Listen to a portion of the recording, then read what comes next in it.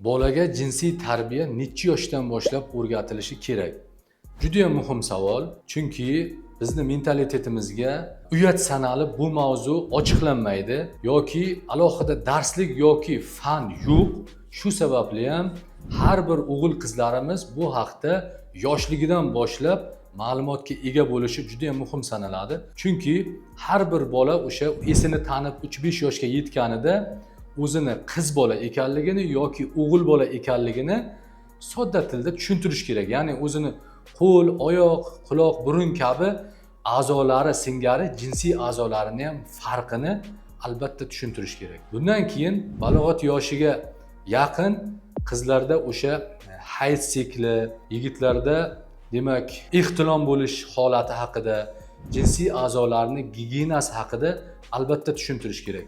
Bundan keyin esa demak balog'at yoshiga yaqinlashganda nikohning fazilatlari, zinoni demak yomon gunoh ekanligini ilmiy va diniy asosda albatta har bitta yoshlarimizga tushuntirish kerak.